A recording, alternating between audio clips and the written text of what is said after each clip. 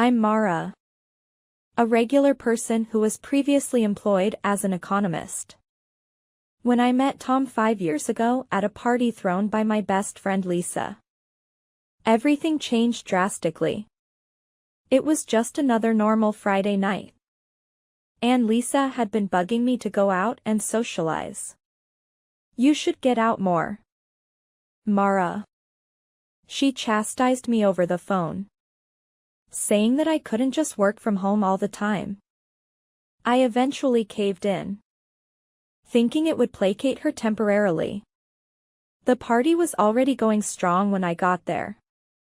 I was a little nervous, so I held onto a bottle of wine like it was my lifeline.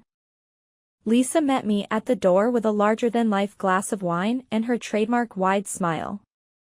Mara, you succeeded. Before I could even gather my breath, she pulled me through the crowd and said, "Come on. I want you to meet someone." That's when Tom and I first met.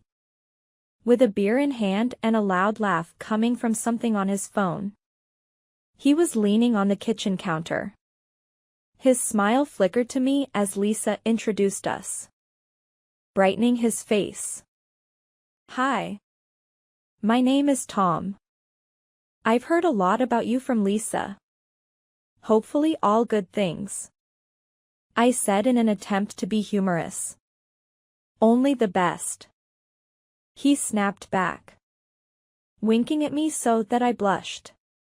As soon as we got to talking, I was taken aback by how natural our conversation flowed. He appeared to be informed about a wide range of subjects and worked in logistics for a transport company. It was pleasant that he was so confident, if a little too much so.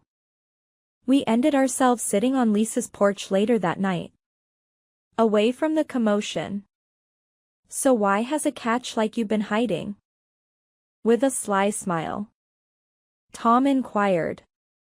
I stammered out what I was saying and finally said, "I'm not hiding. Just busy with work and other stuff. Not missing a beat." He joked. "Too busy for a date with me?" I laughed. Not in a nice way, but genuinely. "I suppose I could make some time," Tom remarked, clinking his beer bottle against my wine glass. That's what I wanted to hear. Tom offered to take me home when the celebration came to an end. Lisa gave me a look that screamed, "Go for it, girl." So I followed through on my hesitation at first. We had a great conversation the entire way, and by the time he left me off, he had managed to get my number and a commitment to dinner the following week. When I told my mother about Tom, she was ecstatic. "Oh, Mara," she cried out. "At last," she exclaimed over the phone. "He sounds amazing. When is the best time for me to meet him?" I told her to slow down. "Mom, it's only been a few dates." But I couldn't help but smile. Her joy was contagious. 6 months later, Tom proposed on a straightforward yet ideal day. We were in my favorite park, the same one where our third date took place, by the lake. He dropped down on one knee, and I said yes, without thinking. Tears of happiness flowing down my cheeks. Mom, brimming with pride, attended the wedding, already making plans. She mumbled, "I can't wait for the grandkids." Throughout the reception, I merely chuckled and gave her a hug, hoping that portion of the dream would also come true. At first, adjusting to married life was simple. We relocated to the home my dad left us. It was more than simply a structure. It held many of my earliest memories and my aspirations to turn it into a house where my own family would reside. I resigned from my work and started a family. There was enough money in my dad's estate for me to live comfortably. Weekends were spent fixing up the property with Tom. He made fun of my fixation on vintage furniture. But he was pleased with the outcome. Our home, he would utter, enveloping me in his arms when we appreciated our creations. It was meant to be our permanent residence. That's how it all began.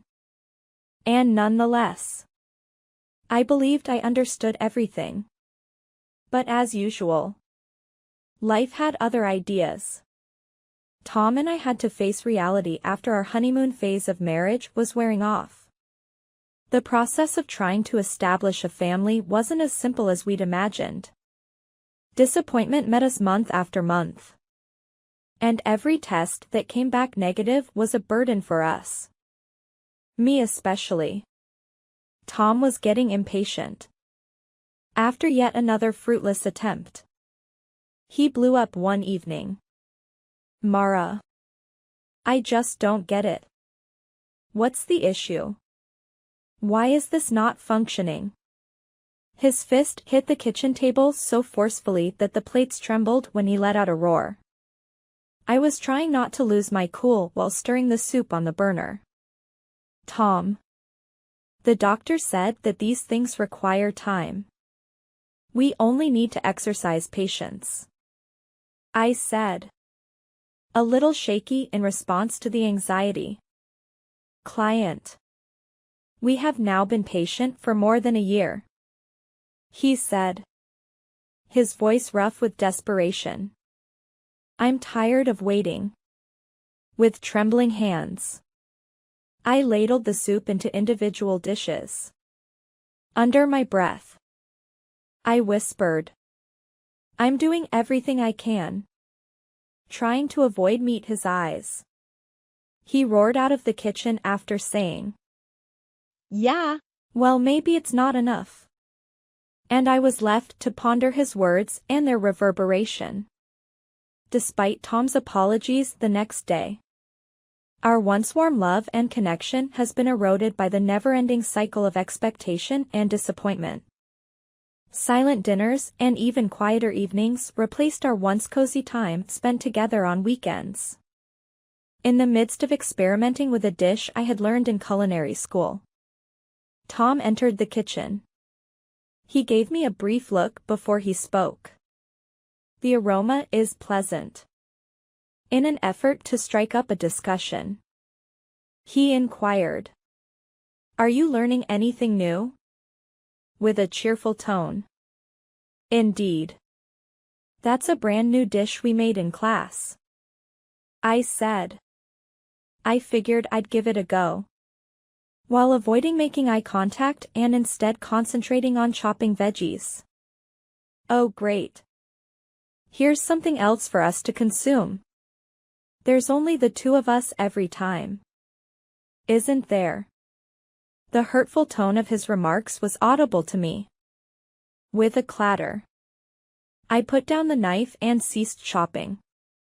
Tom, what are you hoping I say? This is an attempt. Having a family is something I really desire. We sat down in quiet contemplation to enjoy the dinner I had cooked. Though enjoyable, there were many unspoken words and pent-up anger in the atmosphere between us. The mounting pressure persisted throughout the months. Talks about what lay ahead became emotional minefields. And Tom would frequently withdraw into his job, staying late, getting up early, and appearing aloof. I kept the house spotless and attempted to pack my days full of activities in the hopes that it would help. While Tom was up late working again, I contacted Lisa to get some advice. Hey, Mara. How's it going? The sound of Lisa's voice was comforting. This isn't good, Lisa. It is now difficult. My confession came as I sank into the couch. I felt like I was living with an unknown person. My deepest apologies. Mara. Do you need anything done? I answered. Just talking helps. As my eyes welled up with condensed tears. Oh. Lisa. I long for his presence. I long for our time together. Listen. I get it. But you two are formidable. You're strong and capable. Perhaps meet with a counselor. It could be beneficial to speak with an impartial party. I said something along the lines of, yeah, maybe. Not fully convinced but prepared to do everything to get back to our former fantasies. My energy levels have been really low as of late. Every time I go to bed, I feel exhausted. It's not getting better. It's been going on for some time. My hope was that Tom would be sympathetic and willing to lend a hand. So I approached him about it. Tom. I'm having a lot of trouble with this. My mind is completely blank. One night, I confided in him. I'm always exhausted. Expecting he would show some empathy or at least care. Subtly. He lifted his gaze from his phone. It's likely that you're simply not motivated. You must cease your inaction and take action. What a pain. Putting on a show. Seems like I wouldn't voluntarily feel this way. I made up my mind then and then to cease bringing it up after hearing his remarks. If all he did was get angry, then what was the use? I didn't get anything done around the house as the days passed. Cleaning and cooking used me all my energy. I felt like I was climbing a mountain every time. Sure enough, Tom noticed, and he wasn't pleased. Mara. Why is this area in such disarray? So, what's been going on with you today? As soon as he entered the room, he would lose his temper. And his tone would grow increasingly stern when the weeks went by. I hoped that this time he would understand. So I tried to explain it again. Tom. I've already informed you that I'm sick. On most days, I hardly leave the couch. My wife is unwell. So this is perfect. He threw up his hands in disgust. As if he could be better off alone. Divorce became an increasingly common topic of conversation during our disputes. Additionally, he was seen frequently out and about. Often arriving home late from work or maybe not at all on weekends. He claimed to be swamped at work. But there was evidence that pointed to something else entirely. His return home was accompanied by an odd scent of perfume. And there were those sneak peeks at his secret texts that I would catch when he thought I wasn't looking. He seemed to have given up attempting to conceal it. I should have challenged him. Thrown a tantrum. Or delved further into those texts from the middle of the night. But I was too exhausted and depressed. Late one night, he returned home. Still smelling like that old scent. He seemed almost joyful as he hummed a melody. He seems indifferent as to whether I was aware. I broke down and let out a desperate cry. Tom. You have an off-putting aroma. Have you been somewhere? Even though my voice was weak, I demanded answers. He froze for a second before casually shrugging it off. Oh. Really? Probably it's from an office worker. Our gathering was postponed. A gathering. Eh? Is it really your expectation that I will believe that? Because I was too tired to debate or yell. I allowed our suspicions to fester. Tell me. Mara. What are you hoping? Too unwell or too exhausted to do anything? Perhaps you should think about that before you begin to accuse me. It was like getting slapped in the face by his condescending tone. While Tom was ostensibly in one of his interminable work meetings, I mustered up the motivation to do some light cleaning one peaceful day. For the first time in a while, I was able to get out of bed without collapsing. It was a good day. I figured I'd clear out some old clothes to donate. So I started with Tom's belongings. Something unexpected came to my attention at that moment. Under a stack of unused dress shirts in his drawer was a little bottle. I ran my fingers over it. Intrigued. Tablets for male contraception. It broke my heart. Tom would never own these. So why? I felt like we were trying to start a family. And we had been for a while. My head spun as the ramifications slammed down on me like a freight train. Still clutching the bottle, I sank into a hard seat on the bed's edge. I had worked myself into a condition of alternating wrath and sorrow by the time Tom returned home. Until he laid eyes on my face. He strode in with the most contagious smile. "Dear Mara. What's wrong? Looks like you've had an eerie encounter." I flung the bottle in his direction. He lost it when it slammed against the wall adjacent to him. "Care to explain this?" Despite my shaking voice, I managed to get my point across. Tom took up the bottle, his expression shifting from bewilderment to a mischievous grin. "That? Oh my. Mara. I hate to be the one to break it to you, but I have been taking these. I realized I don't want kids. At least not with you." The impact of his remarks was devastating. "Who are you? You let me believe for a long time that I was the one with the problem." With a shrug, he let out a full-blown laugh. "Up until this point, it wasn't an issue for me. I suppose you have now understood." A wave of wrath and understanding washed over me. "I want a divorce." Tom. In an almost relieved expression. He arched an eyebrow. "To hell with it.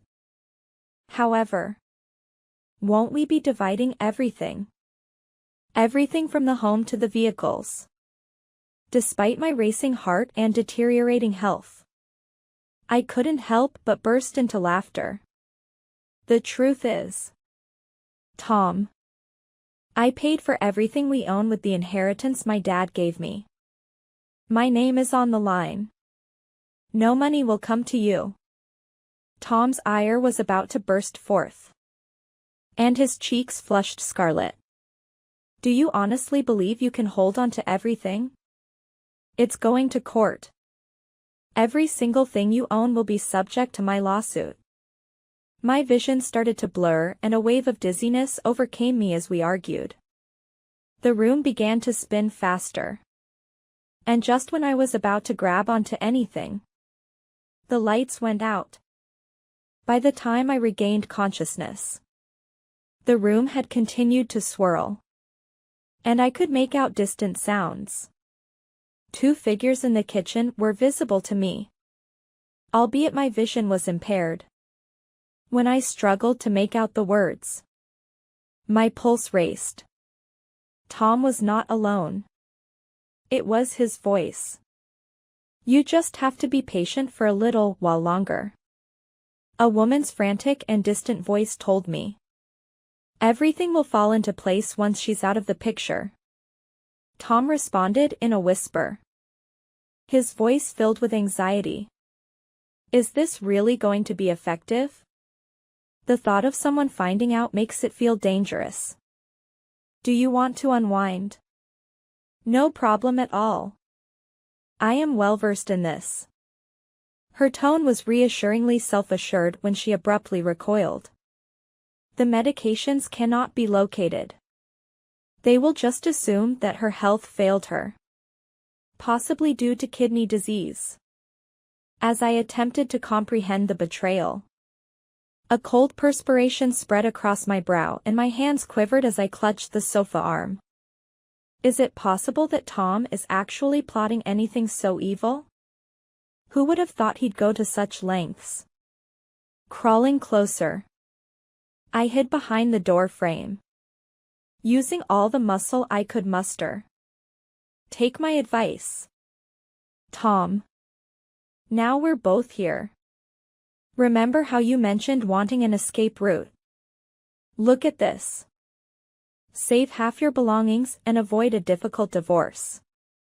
The woman gently urged him to wait until she left. My chest tightened and I choked back an exhalation. The words pierced through the treachery more and more. Who was he with? I had to find out. Peering cautiously around the bend, I managed to catch a sight of the lady, dark hair. Self-assured posture. Might it be an employee of his? The sound of the cat kicking something over in the other room interrupted their chat. They lowered their voices so rapidly that I lost all understanding. I knew I had to play the weak one. That I was in danger. I slid back to my former posture, lying down as though I had fainted once more. My stomach turned as I heard them kiss after their chat ended with a quiet nod of agreement from where I was lying.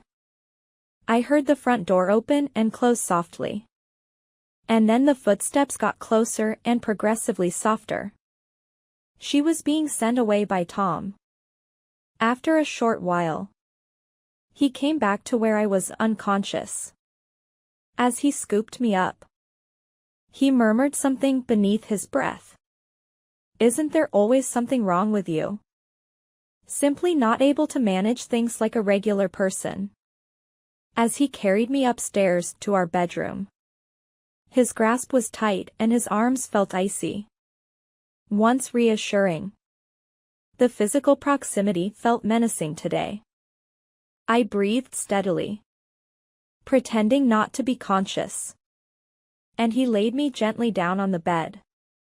He hovered around, as though evaluating my condition. In a minute, I heard him let out a deep breath and make the faint sound of his retreating footsteps. I was left alone in the dark by the bedroom door closing with a snap. Tom's whole manner completely changed the following morning. Breakfast in bed to wake me up was a gesture he hadn't done in months.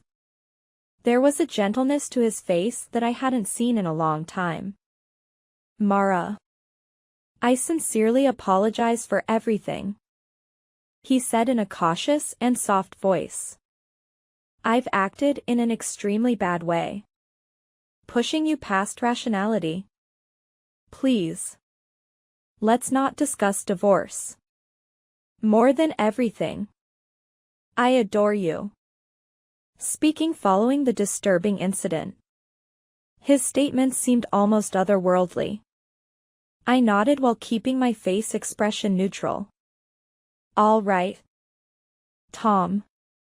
We may attempt to make things right, I whispered back. His features filled with relief when he kissed my forehead tenderly and got ready for work. When he walked out, he promised, I'll do better. Alone again. I lost my cool. I grabbed my phone and frantically dialed my mother's number. Mom, you must come here. It's critical, I begged, sounding calm yet strained. You could see she was worried right away over the phone. Mara, what's wrong? You seem distressed, she asked in an anxious tone. This is Tom. It's serious. But I can't say anything at this time. Please come, I said, trying not to lose my cool. She said, I'm booking the next flight out. Without thinking twice. Sweetheart. I'll be there as soon as I can. When she finally did. After 2 excruciating days. I told her everything, the overheard conversation. My unexpected health problems. And my suspicions of foul play. Talking the words out loud simply made me feel more terrified. But my mother was a constant source of comfort. Oh. Mara.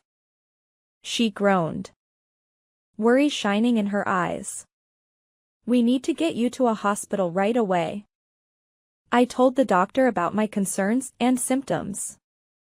And he listened carefully before requesting a series of tests. It seemed like an eternity waiting for the findings. But after a while the doctor reappeared. His face serious. A strong drug that corresponds with your symptoms was discovered in your system. Although it's frequently included in drugs for serious illnesses. Taking it excessively can have very negative effects. He said. My heart fell. I haven't been given any prescription drugs. I admitted. My mother's face darkened and her hand tightened around mine. It means Tom has been giving it to you. Doesn't it? We were already under the impression. But this proved it. Serious nods from the doctor. In light of the situation, I've gone ahead and informed the proper authorities. They want to make sure you're safe. So they come up with a scheme to capture your husband red-handed. Because the threat was so real. I was hesitant to act. You mean? Pretend like I'm unaware. Let him think he's still deceiving me. The officer who had come to our aid gave us a nod. It's the concept. It's the most effective strategy to apprehend him without giving him the wrong signal. I agreed after taking a long breath and considering the consequences of my choice.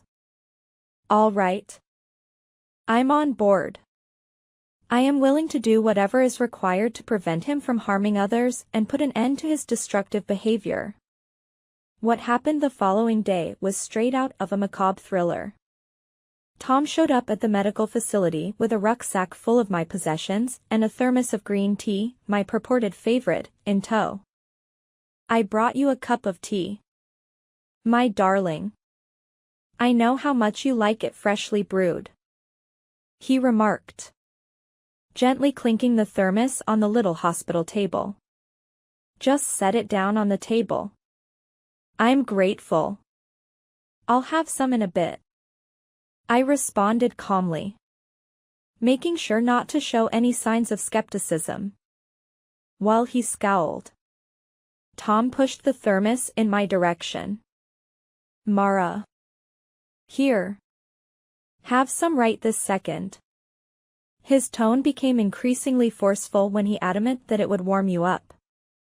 Subtly. I shook my head. Moving on. Tom. I just don't feel like doing it at the moment.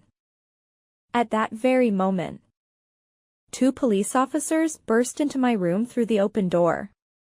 The classic nervous hand gesture, a twitching palm toward the thermos, was Tom's reaction when he was startled.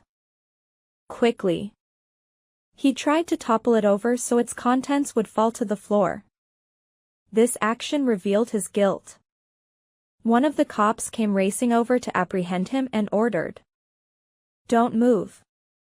In a flash.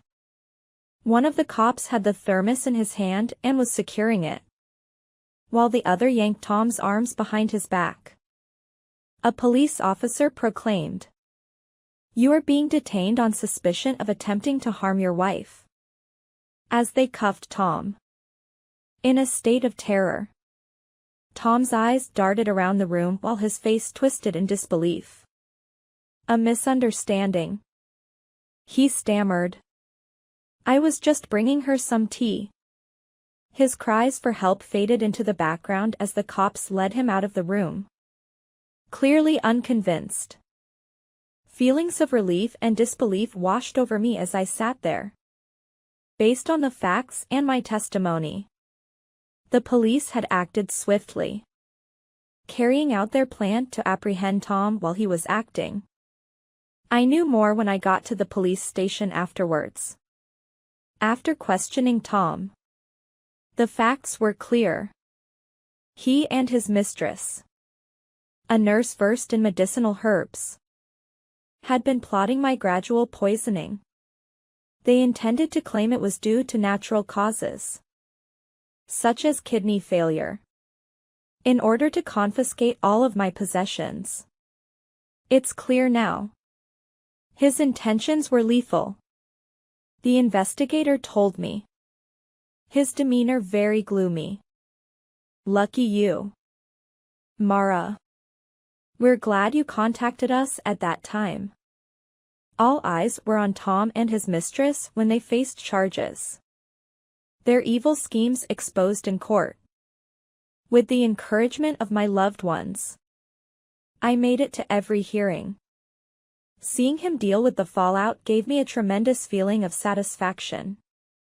The jury did not tarry in reaching its judgment, guilty on all charges. There was a stampede of reporters waiting outside after the trial for a statement. With a firmer voice than I felt, I told them, justice was served. And now, I'm ready to move forward. I didn't just sit back when the trial was over and Tom and his mistress were placed behind lock and key. Even though I was still in shock from all that had happened, I was committed to starting over. They had destroyed my health in addition to causing harm to my life. I was so determined to get justice that I moved quickly to file a lawsuit against them for the psychological and bodily harm they had inflicted. Rehashing those agonizing events in court was a laborious process, but it was worthwhile. After the court found in my favor, they were forced to pay me back for the pain and suffering they had caused. It seemed like the last word in justice and a recognition of all that I had gone through. My mother had provided me with steadfast support during this struggle. She was with me when the house ultimately sold, helping me pack boxes. You made the right decision, selling it, she remarked when we sealed up yet another kitchen box. Mom, I understand. With all those memories, I simply couldn't stay there, I said, dabbing at a patch of dust from my cheek. Mara, you now have a fresh start. You can begin creating something new and improved, she urged, her tone unwavering. That's exactly what I meant to do. For a while, I moved back in with Mom because I hadn't realized how much I'd missed her company and her presence provided stability and comfort. Soon after, I started looking for work because I wanted a fulfilling position where I could really make an impact. That's when I happened onto a position at a nonprofit that helped people get through difficult times. It seemed like the ideal opportunity to use my personal experiences to help others. After a moving interview in which I told part of my tale, I received the job offer. Mara, we're so happy to have you on board. On my first day, I was given the assurance by my new supervisor, Janet, that my strength and experience would be greatly appreciated. I'm grateful, Janet. I'm prepared to begin. With a feeling of purpose, I answered, I want to help people find their way out of dark places. Work turned out to be really fulfilling and hard at the same time. Every day seemed like a step toward actually changing something, returning a small portion of the help and encouragement that individuals like Lisa and my mother had given me during my lowest moments. After watching the first story above, do you have any thoughts? Feel free to share your opinions in the comments section. Next, Let's watch another similar story. My name is Carrie. But you've come to the wrong place if a fairy tale is what you're after. From the time I was 3 years old, my life has been everything from ordinary. I don't know if it was my father and me or all of us that my mom decided she'd had enough of at that point. According to the story, she went missing after meeting a man at a bar. The outcome remained unchanged regardless of whether I dove into the details or not. My dad and I were left to our own devices after she departed.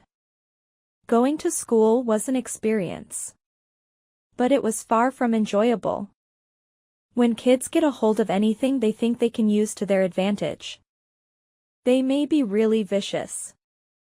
The taunt, "Hey, Carrie, are you just following in your mom's footsteps?" became quite widely used. Alternatively, "Looks like it's a family tradition. Huh. Carrie, don't let them ruffle your feathers." My dad would tell me whenever I was in trouble or had a misstep. "They have no idea. It was us versus the world."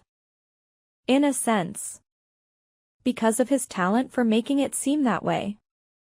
Jack, my father, was a rock for me. He got his start as a construction site laborer and worked his way up to being the boss of his own company. I really didn't have anything lacking because he worked so hard. It was guaranteed by him, no matter how many things he gave me. Though, I still felt empty. The arrival of mortarboards and gowns arrived at graduation in a flurry. Unexpectedly, I found myself on a college campus, where new acquaintances and the prospect of a new start awaited. My mom had already left, and nobody here had any idea. It felt freeing. I was no longer merely a Carrie, the girl with the absent mother. Just Carrie was all I was. Going to college was like entering a parallel universe. It was a revelation. My mother's tale was as forgotten as my own history was. Nobody paid any attention to it. Everything revolved around the here and now. From classes to social events to those late-night study sessions. Slowly but surely, I started to let go of the old myself. My self-assurance rocketed. My social life blossomed. My academic performance soared. And I finally felt like I belonged in my class. As the sun went down, I found myself in a seedy tavern with some of my classmates. The air thick with the anticipation of riveting stories. I pretended to be interested in Sarah and Mike's philosophical discussion when I sat between them.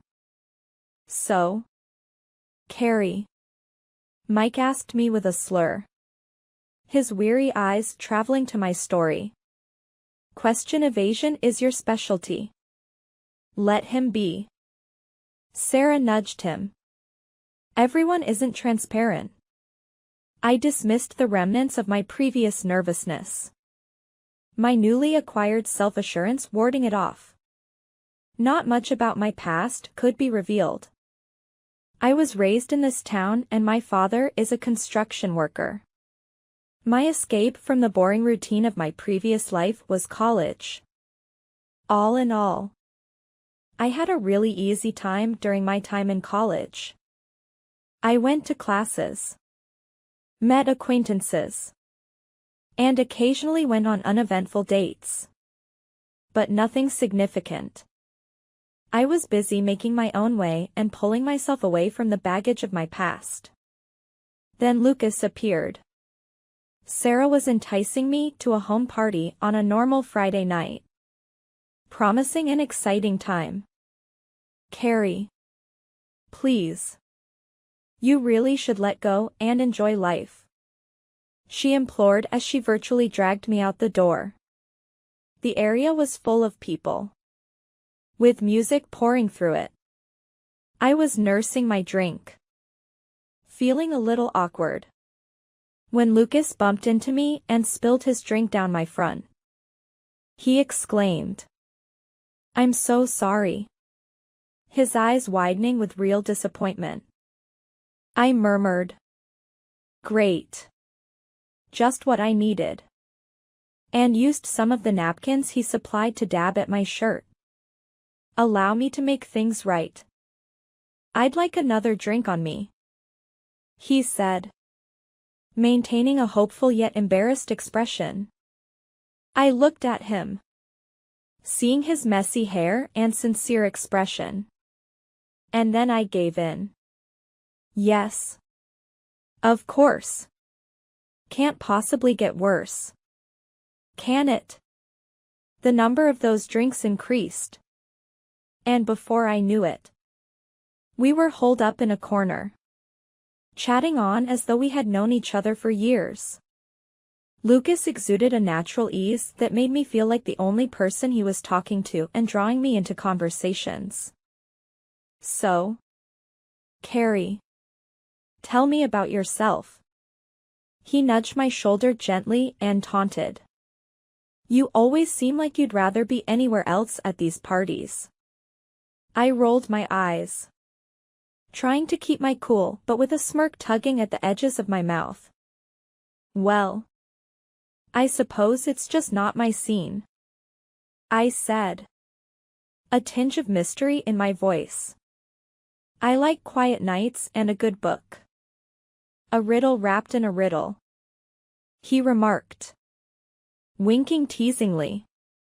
"I like it." We talked about a range of subjects, including our goals, hometowns, and academic majors.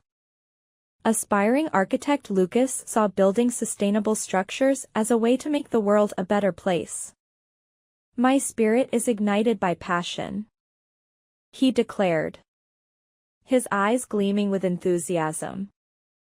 It was refreshing to interact with someone so different yet remarkably similar. He related tales of his strong mother, who raised him by herself when his father left. He said, "She's a warrior. She instilled in me the art of perseverance." I shared tales of my father's steadfast commitment as both parents in return. "He's my ultimate role model," I said. His relentless work ethic sculpted my upbringing.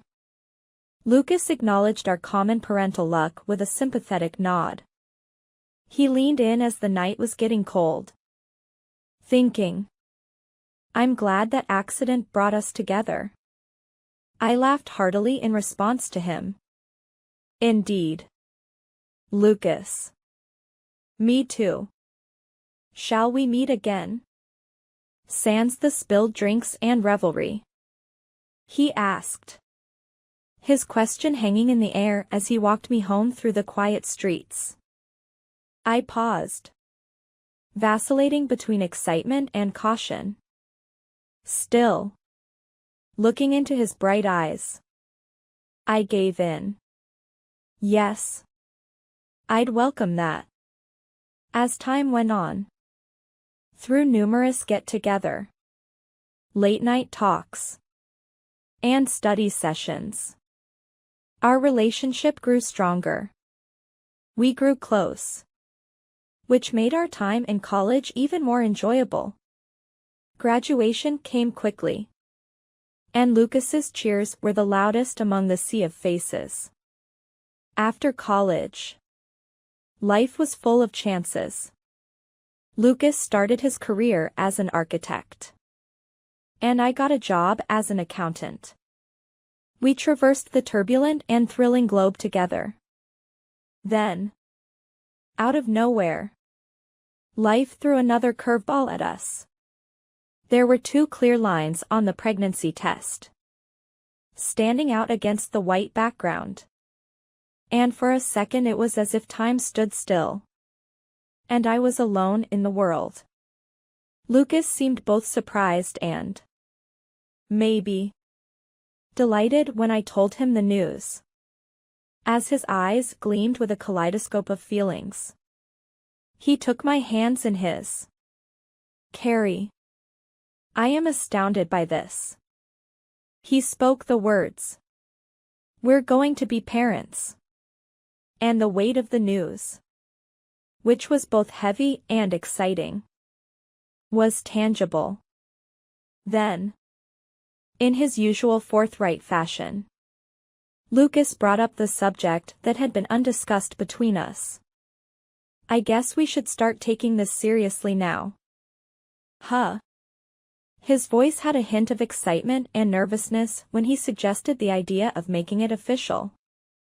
Seeing Carol, Lucas's mother, was like walking into a storm after only feeling a light breeze. Even though Lucas had warned me that she may be overwhelming at times, it turned out to be a huge understatement.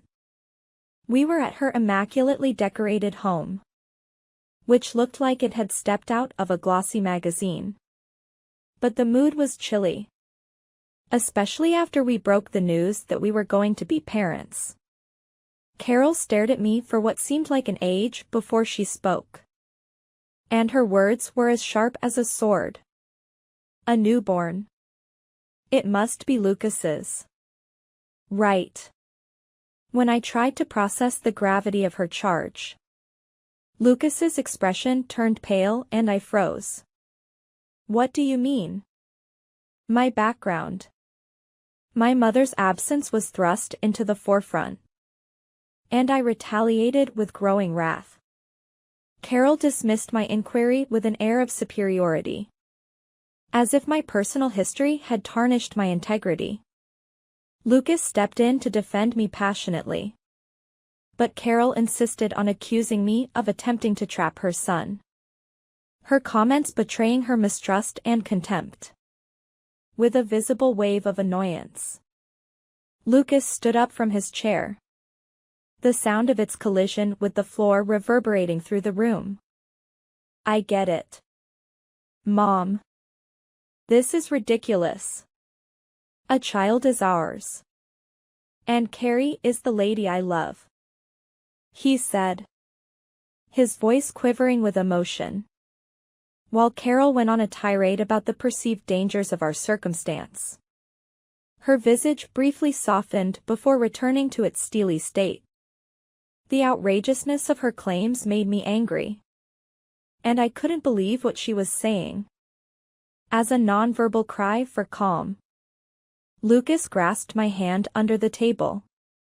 We timidly brought up the subject with Carol, asking for her approval of our upcoming marriage. But her reaction was so contemptuous it was almost like she was laughing it off. In a committed relationship. So, are your kids playing house? She asked with a mocking tone. We went on with a little wedding ceremony, surrounded by our loved ones. Despite her disapproval. Throughout the party, my father exuded pride. But Carol wore a permanent scowl, her unhappiness evident. I reached out to Carol after the wedding in the hopes that she would warm up to me once some time had passed. Still, getting across her yard was like stepping into a minefield every time. When it came to the upcoming birth of our child, she had a gift for making scathing comments couched in jests, while I silently weathered her insults. It was more painful to see how Lucas began to mirror her skepticism and acquire her suspicious attitude. He implied hesitation about our child's paternity one night by asking me a question that echoed his mother's uncertainties, similar to the allegations leveled by his mother. His remarks cut deep into me. I couldn't believe he would side with her doubts. It was unbelievable to me. Our once strong link started to weaken, contaminated by Carol's poisonous pessimism. As our distance grew, I stopped visiting Carol because she was too toxic. Lucas seemed undeterred by our deepening separation, strengthening his bond with his mother. One fateful evening, after another solitary visit to Carol's, his disturbed expression revealed his inner anguish.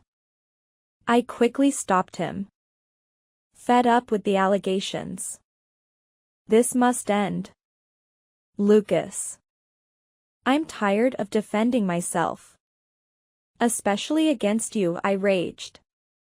After what seemed like a lifetime. He looked at me with uncertainty and guilt. I don't know what's happened to me, Carrie. Just my mom. She gets inside my head, he said, regretfully. My heart was heavy with disappointment when I shook my head. Lucas. Your mother is absent. Just us. You must choose your allies if we are to succeed, I pleaded. My voice steady but desperate. A brief, dazzling moment appeared to transport us to another world.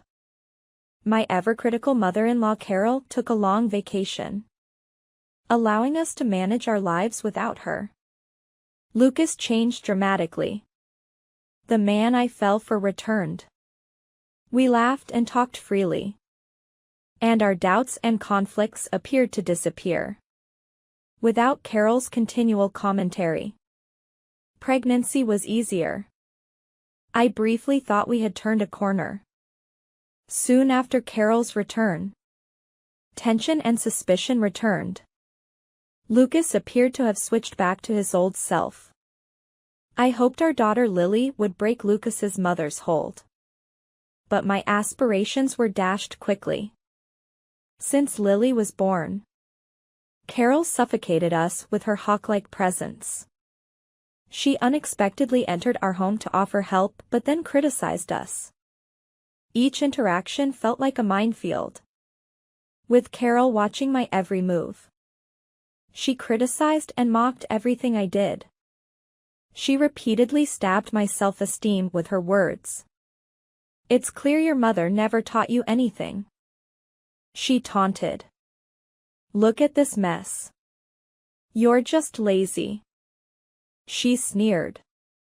She made me feel helpless and alone with each critique, reminding me of my incompetence.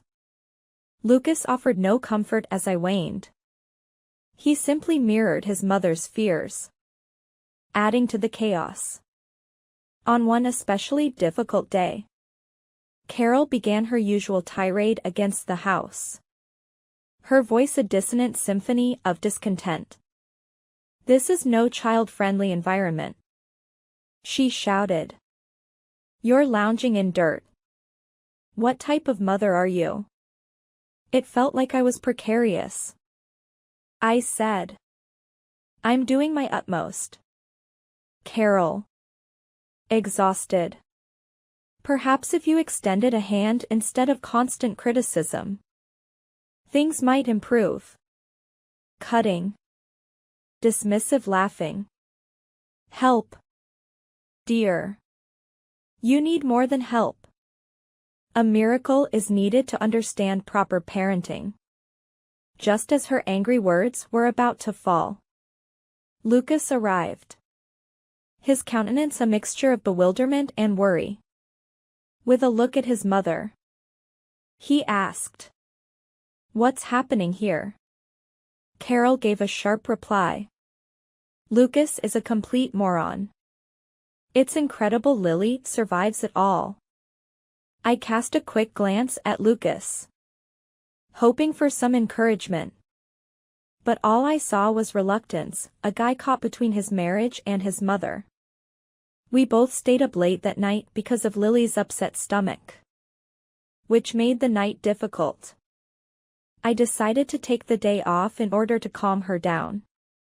So I laid next to Lily and wished for a speedy recovery. However, Carol entered the house like an unwanted storm, criticizing the situation with a voice that reverberated throughout the home. What about dinner?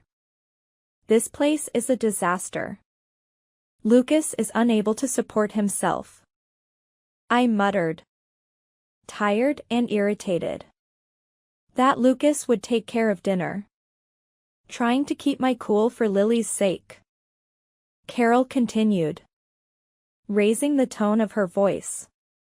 demanding that I take care of Lucas. Ignoring her, I withdrew to the bedroom, praying that she would hear the silent request to leave. But Carol trailed along, her tirade unabated, accusing me of being a bad mother and wife. Fearing Lily would wake, I got up slowly and led Carol to the door, pleading with her to stop talking before she woke up our daughter. She started screaming as I pled quietly. "Are you discarding me? You have no right to touch me." Lucas arrived at that moment of turmoil, seeing me touch his mother. "What the hell are you doing to my mom?" he yelled, furious.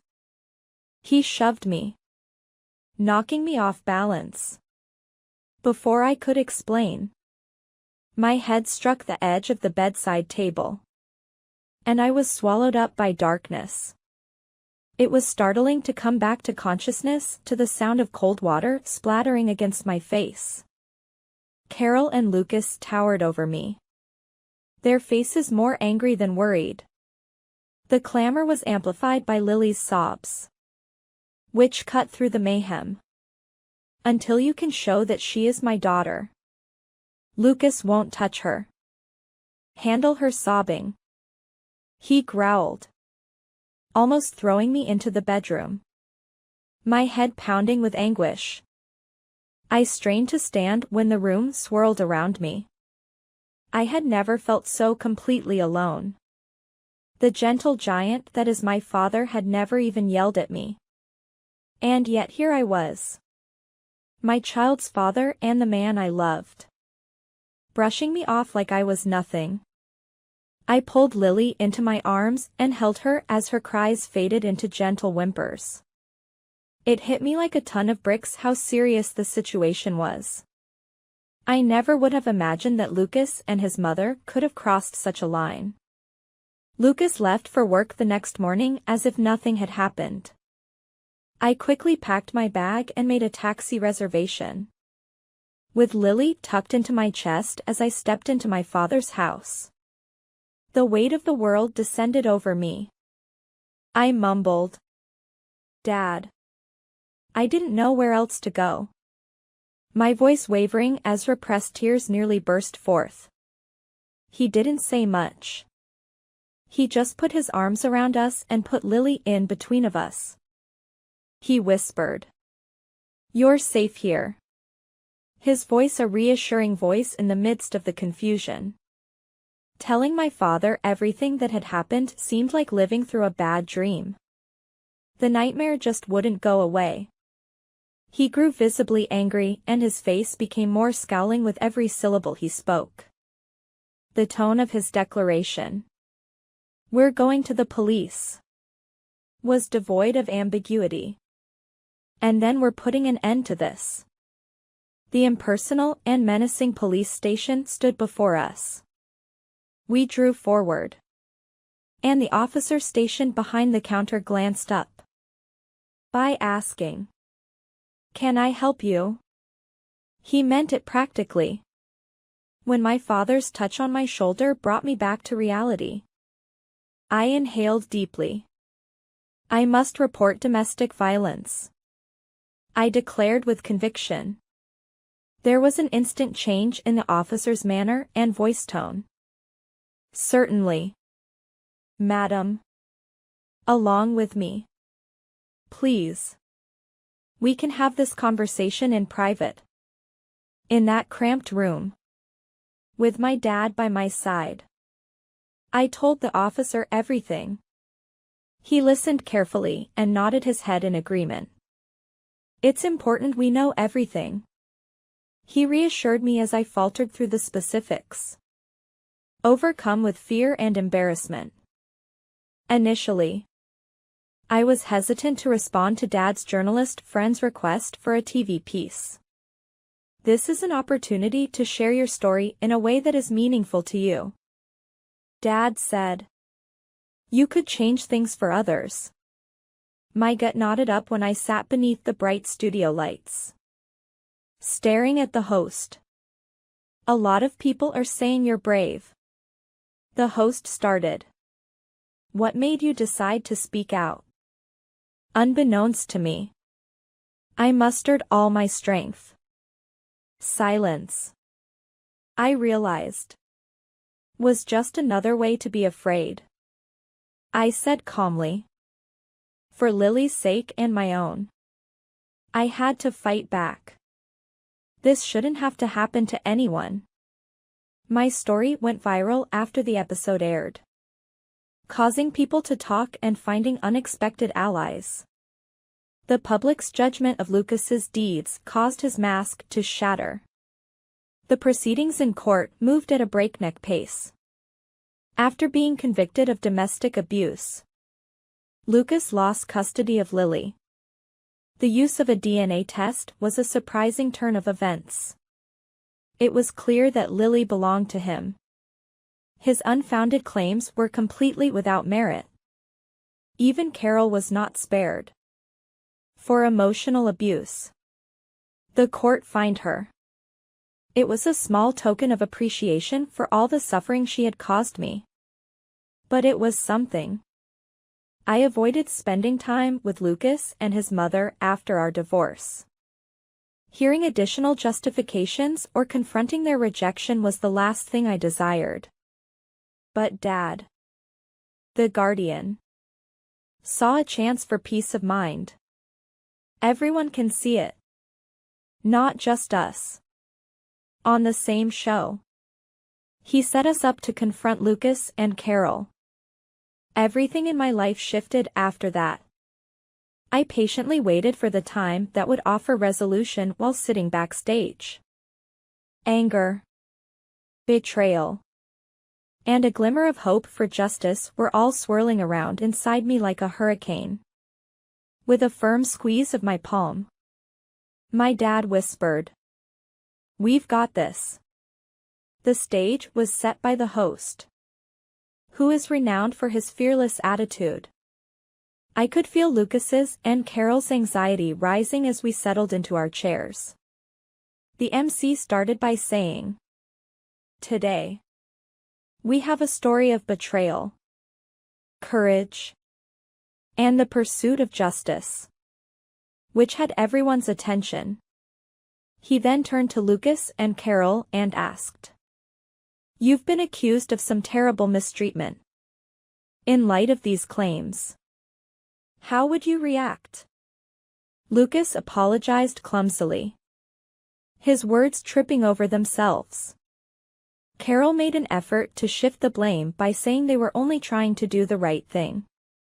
Their justifications were questioned by the host, who intervened abruptly. Whose criteria is best? He accused her of pushing her to the edge. As their whispers filled the studio, the audience's reactions varied from fury to incredulity. After that, I had my chance to speak. Their apologies are unnecessary for me. Their attempts to deprive us of a life of love and security were met with my unfaltering resolve as I proclaimed, "What's done is done." My only concern was for my daughter and her future. Carol appeared to shrink in her chair, and Lucas avoided looking at me. The host gave a serious nod, recognizing the courage required to speak one's truth. "So, what's the intended message?" he asked. "The triumph of fairness and compassion is eternal, so that no one ever has to feel hopeless or isolated," I responded, maintaining a steady tone. Lucas and Carol had publicly apologized by the show's conclusion, but their statements seemed insincere. Their regret wasn't what I was after.